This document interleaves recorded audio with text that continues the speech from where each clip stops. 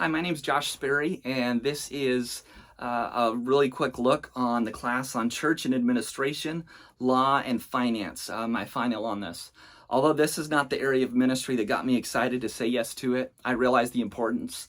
I serve the Northwest Ministry Network as the kids director, and the understanding, having the knowledge and the competence, and really the gravity of understanding how important these things are in this area of ministry is critical. So I was personally very grateful for this class. We looked at a lot of different things in this where there's laws, litigation, even things as minute that we would say as texting while driving, that all of a sudden on the opposite side of this can be even sexting with students because of us not having wisdom.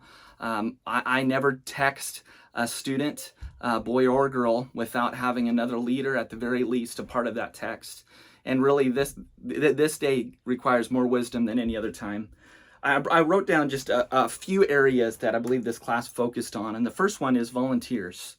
When we look at our volunteers, 10% of students that have gone to school have experienced sexual misconduct. This is a huge part of our culture. And on the other side of this, when it comes to embezzlement and those type of things, credit card is the number one way that people have embezzled money. And with our volunteers, we have to look at both sides of this coin.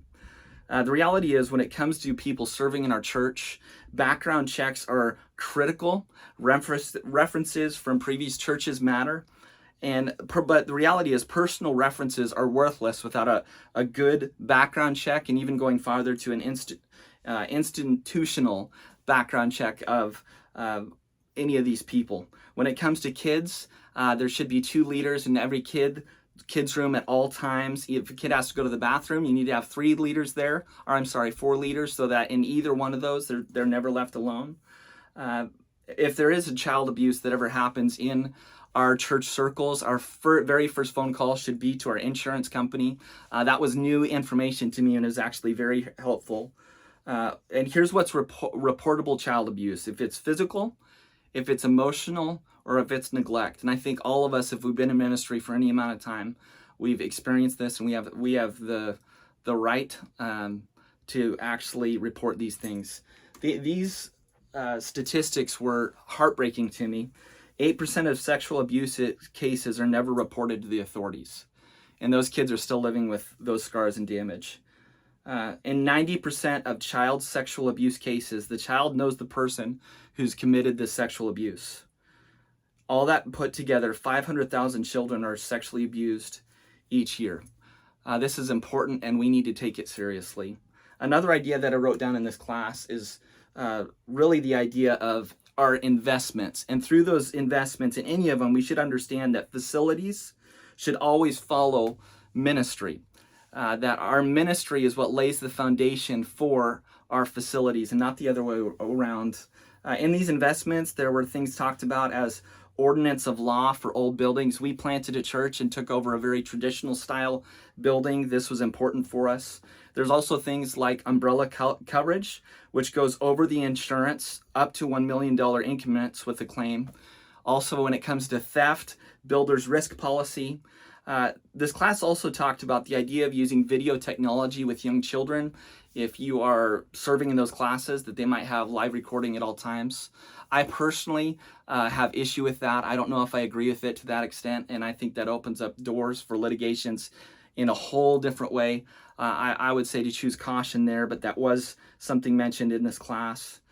Building and finances.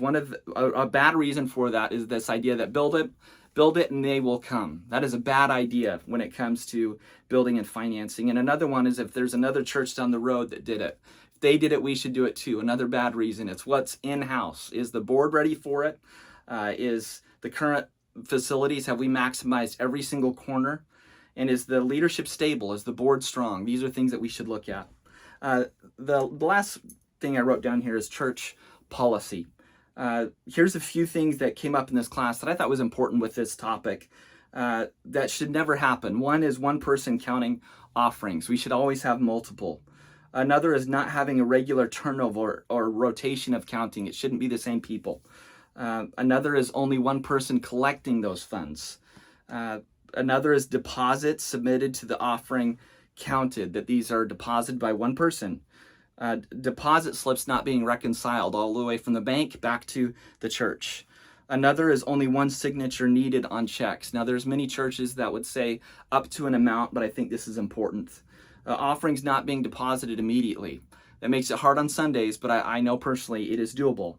Monthly checks not being reviewed. And last one I wrote down here is reimbursing without providing adequate substantiation. This can help us in so many different ways. Said this earlier, but credit cards is the number one way that funds are embezzled through our churches. And I believe these are important policies. I was grateful to be able to look at these, and this is just a quick view of so many that we looked at. I'm grateful for the time that I was able to take in this class. Thank you.